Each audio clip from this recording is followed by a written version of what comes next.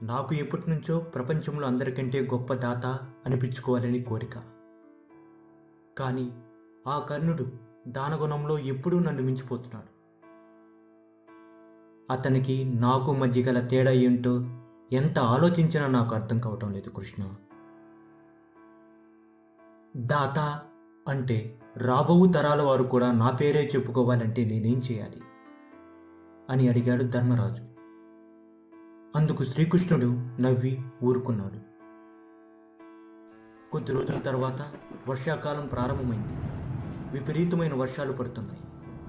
ఒకరోజు వృద్ధ బ్రాహ్మణుడు ధర్మరాజు దగ్గరికి వచ్చి, అయ్యా, మేము ఇక్కడికి దగ్గరలో ఒక మహాయజ్ఞం చేయదలిచాం. మీ దయ వల్ల మాకు ఇక్కడ తగినంత భూమి దొరికింది. కానీ అందుకు మాకు కొన్ని కట్టెలు కావాలి, దయచేసి అనుగ్రహించండి అని అడిగాడు. అప్పుడు ధర్మరాజు కొంచెం సేపు ఆలోచించి, నా దగ్గర మీకు ఇవ్వడానికి బోల్డన్ని కట్టెలున్నాయి, కానీ అవి ఈ వర్షానికి బాగా తడిచిపోయి ఉన్నాయి.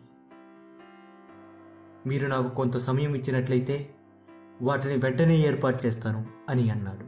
అందుకు ఆ వృద్ధ బ్రాహ్మణుడు, యజ్ఞానికి సమయం లేదు మహారాజా, ఈరోజే కావాలి అని అడిగాడు.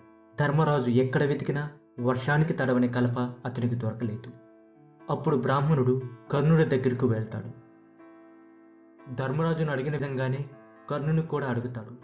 అప్పుడు కర్ణుడు కొంచెం సేపు ఆలోచించి తన ఇంట్లో ఉన్న వస్తువులను పగలగొట్టి యజ్ఞానికి అవసరమైన కలపను తడవకుండా బండ్ల ద్వారా యజ్ఞశాలకు తరలిస్తాడు.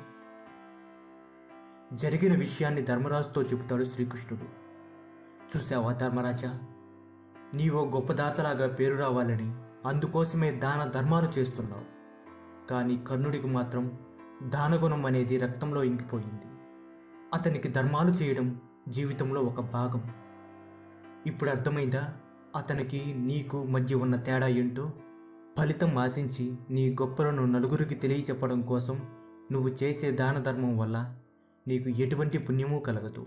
ఏ ఫలితము ఆశించకుండా మనస వాచ కర్మన ఒక పని చేస్తే అది దానమైనా మరేదైనా అది ఉత్తమ ఫలితాలను ఇస్తుంది అని చెప్పాడు శ్రీకృష్ణుడు.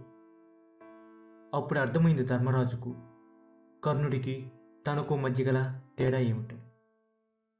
తన తప్పును తెలుసుకొని సిగ్గుపడ్డాడు. జై హింద్.